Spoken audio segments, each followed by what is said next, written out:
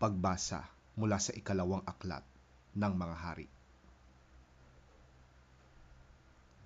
Dumating ang oras na si Elias ay kailangan ng kunin ni Yahweh sa pamamagitan ng ipo-ipo. Noon ay naglalakad sila ni Eliseo buhat sa Gilgal. Sinabi muli ni Elias kay Eliseo, "Maiwan ka na rito, sapagkat pinapapunta ako ni Yahweh sa Jordan." Ngunit sinabi niya, "Saksi si Yahweh, ang Diyos na buhay, hanggang buhay ka, hindi ako hihiwalay sa iyo." At nagpatuloy sila ng paglakad. Sinundan sila ng 50 propeta at sila'y tinanaw sa di kalayuan nang sila'y tumigil sa tabi ng ilog Jordan.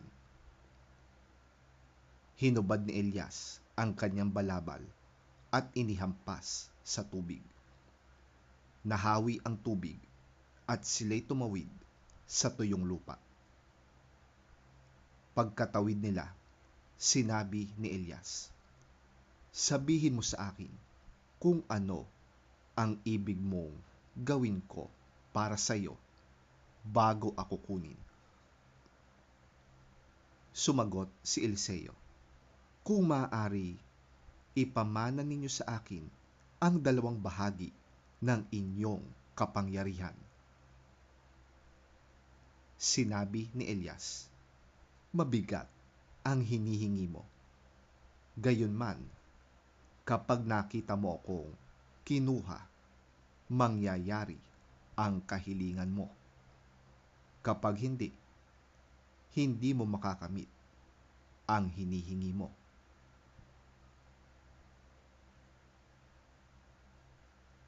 Patuloy silang nag-uusap habang naglalakad.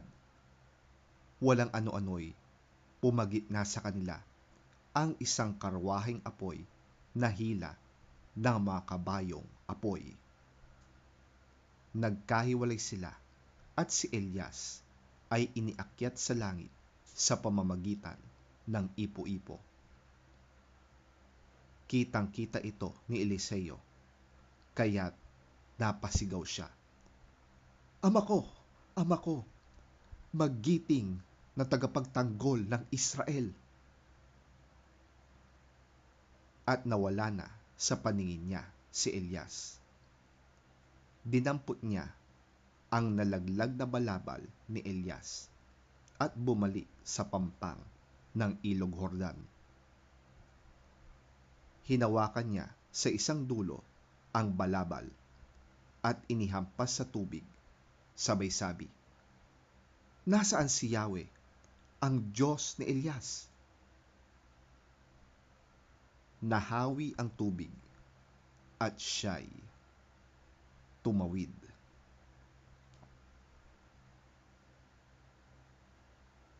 Ang salita ng Diyos. Salamat sa Diyos. Ang mabuting balita ng Panginoon ayon kay San Mateo. Papuri sa iyo, Panginoon. Pag-ingatan ninyong hindi pakitang tao lamang ang paggawa ninyo ng mabuti. Kapag ganyan ang ginawa ninyo, wala kayong matatamong gantimpala buhat sa inyong Ama na nasa langit. Kaya nga, kapag naglilimos ka, huwag mo nang ipag-ingay pa gaya ng ginagawa ng mga mapagkunwari. Naglilimos sila sa mga sinagoga at sa mga lansangan upang sila'y mapuri ng mga tao. Tandaan ninyo, tinanggap na nila ang kanilang gantimpala. Sa halip, kapag naglilimos ka, huwag mo nang ipaalam ito sa pinakamatalik mong kaibigan.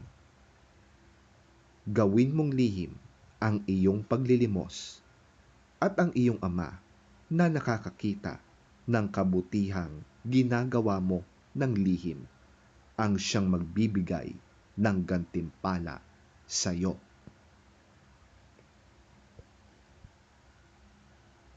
Kapag nananalangin kayo, huwag kayong tumulad sa mga mapagkunwari.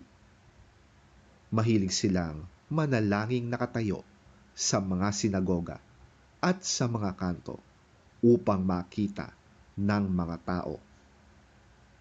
Tandaan ninyo, tinanggap na nila ang kanilang gantimpala. Ngunit kapag mananalangin ka, pumasok ka sa iyong silid at isara mo ang pinto. Saka ka manalangin sa iyong ama na hindi mo nakikita. At ang iyong ama na nakakakita ng ginagawa mo sa lihim ang siyang magbibigay sa iyo ng gantimpala.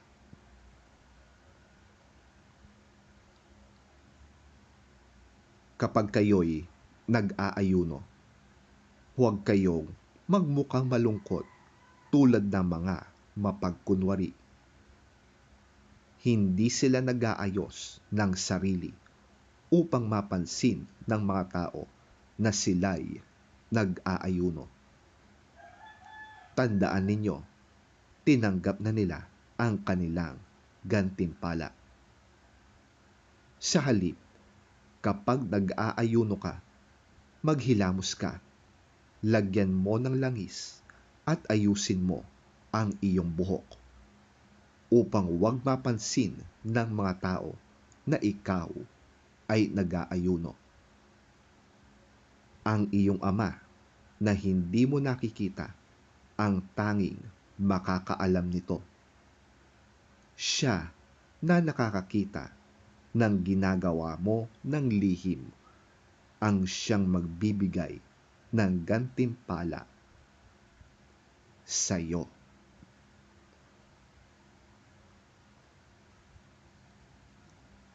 Ang mabuting balita ng ating Panginoon. Pinupuri ka namin, Panginoong Hesukristo.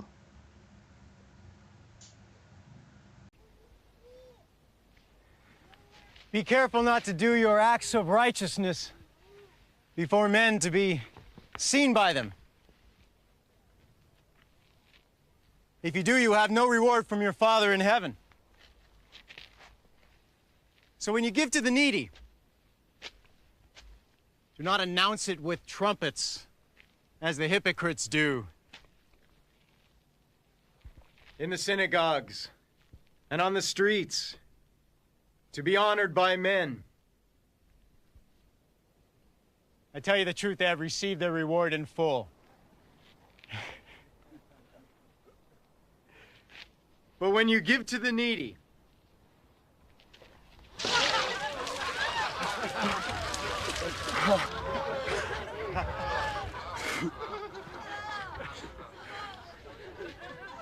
do not let your left hand know what your right hand is doing, so that your giving may be in secret. Then your Father who sees what is done in secret will reward you.